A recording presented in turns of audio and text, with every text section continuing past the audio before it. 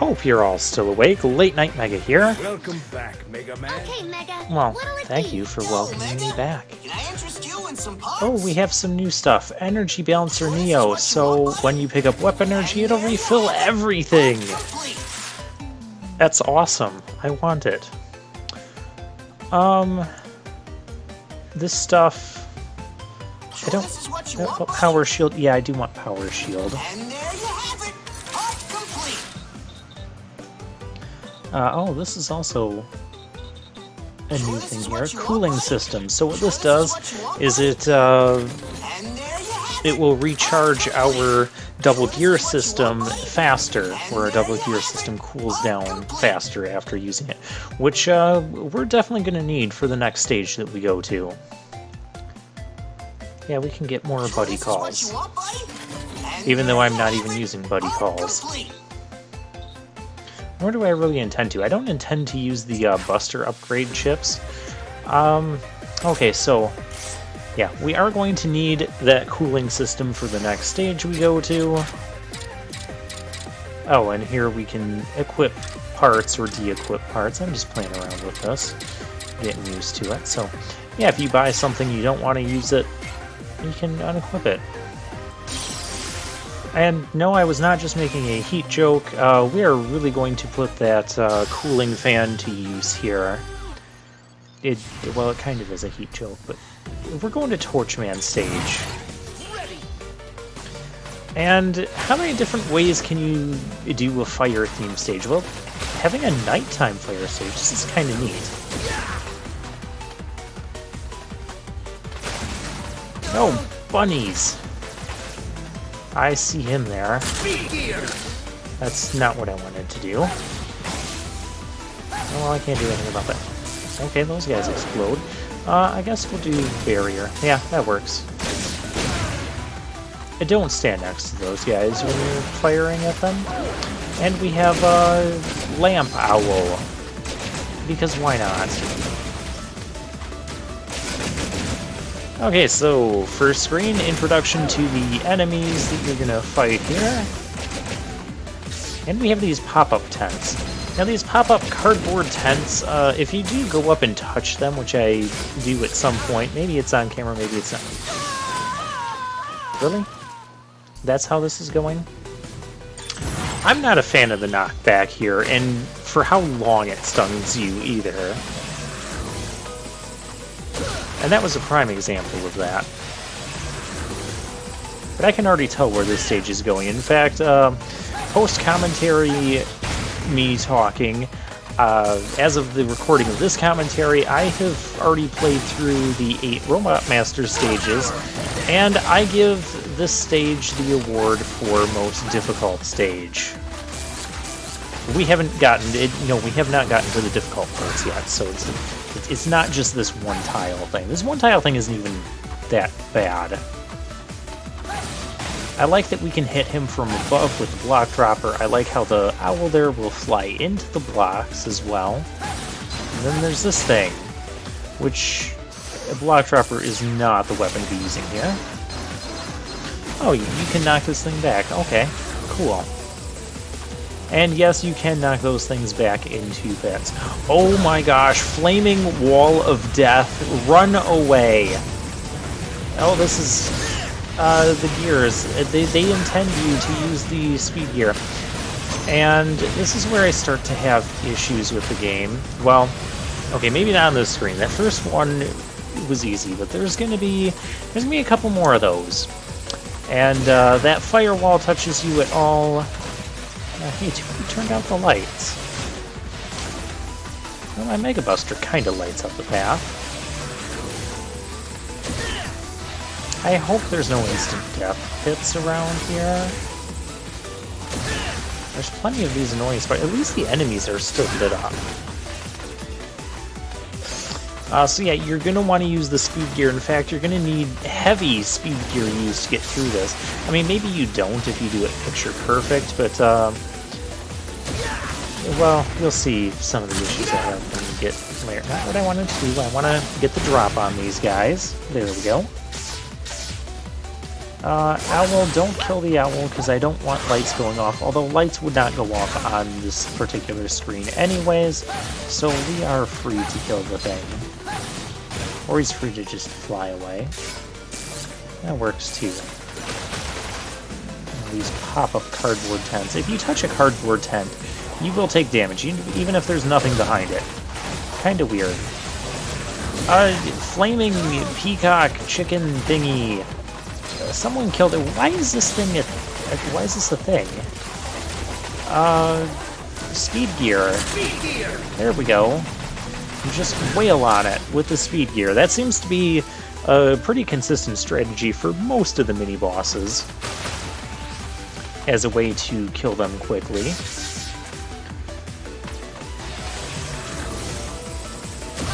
And, oh, we have this thing. And this is me demonstrating that, yes, you can push them off the edge. That is silly. And I like it. This is just instantly going to kill me. Because number one, I didn't have speed gear activated.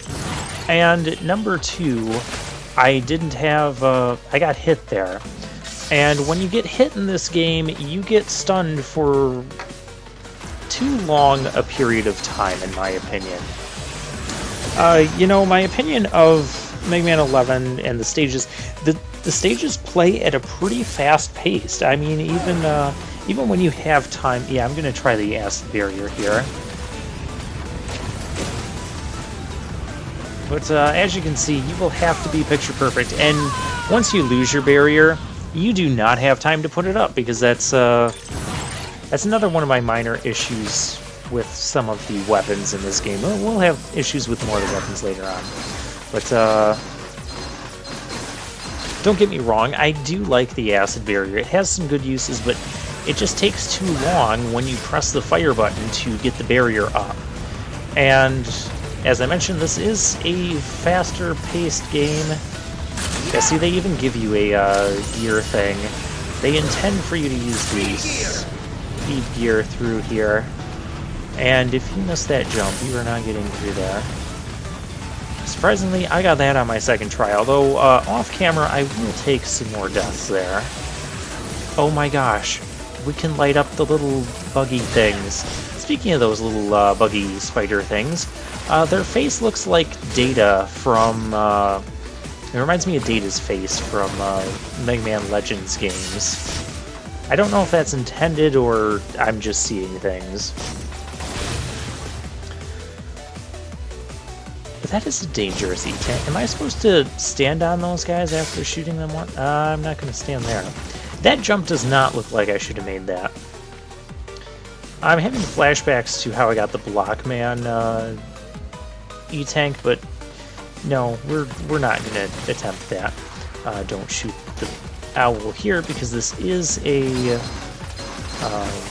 darkened area, and we don't want our lights going out. So we'll just do some semi-fancy dodging here. But yeah, as you can see, this game, it plays at a pretty fast pace at all times, and I do like that. But then there's things that I had to kill them all. I couldn't resist that. I couldn't kill them all.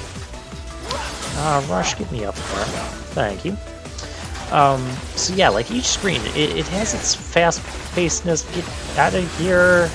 Things are going poorly. Stupid bunnies. I guess I didn't need the barrier there, but alright, and that smoke indicates that we have another one of these sections. And we took a hit, so we need to use speed gear. And we took a hit there and we're dead. That section is gonna be a problem. So I'll meet you back there eventually. You won't see, there are other deaths that happen off camera here, but there's nothing new or exciting or silly that you haven't already seen. It's the same type of deaths. So yeah, we're gonna make use of that. Yeah, the issue is once you take a hit... Oh, that's not good. Rush, fix my problems. I guess we just tank damage, but yeah, we get hit and it... we're stunned for so long when we're hit that it just... the fire. So yeah, the length of time that we're stunned is an issue for me. The length of time it takes to put up the barrier, those couple things just kind of slow the game down, and not in a good way. And there's one or two other minor things I'll complain about as far as the speed and pacing of weapons. There's a weapon we'll get later that's my candidate, my pick for the worst weapon. This is not... Okay, I guess slowing him down doesn't... yeah, you just want to like zigzag your way through here, but I'm just gonna die. Yeah, you can't just tank your way through the enemies because the fire will catch up to you. And as you can see, you have to make heavy, or I make heavy use of the speed gear. I feel like if you do this picture perfect, aka not getting hit at all, you can probably make it without a using a gear. But for this particular section, especially this section, that is very demanding. But fortunately, our cooling system is cooling down our double gear system in half the time, so that's very useful. And of course I died a whole bunch right at the end, and the fire just magically stops. I do like the concept behind this stage. I just think it's the most difficult stage that we have in the Pain 8. So yeah, I don't recommend coming here without that cooling system because you will not get as much speed gear use as I did going through that final area. And I mean, it's doing a couple points of damage, but I don't think that's his real weakness. We'll try dropping a ton of bricks on him. Okay. Okay, you're getting obnoxious. He reminds me a little bit with his jump kick there of the fire guy from Mega Man ZX Advent, getting some strong flashbacks to his attack. And his triple flame shot that he likes to fire out reminds me of Magma Dragoon from Mega Man X4. So he's kind of, Torchman's kind of a mix of those two. And then he uses that power gear Torch Jitsu. Alright, so we don't have his weakness. And we can't even hit him. Ow, don't kick me. He also reminds me a lot of Blaziken, which has nothing to do with Mega Man, but it fits. Ow! Now his homing kick, kind of, well, his flame kick there, it kind of homes in on you. So if you slide, you're still likely to get hit, even if you slide like as he starts to come down. So I want to use speed gear to get over this. You don't have to. Yeah, that was poorly timed. I think what I'm going to do for the rematches is I'm going to fight all of the Robot Masters with just the Mega Buster and no gears, no speed gears. I wouldn't use power gear anyways, unless I'm using it with a weapon.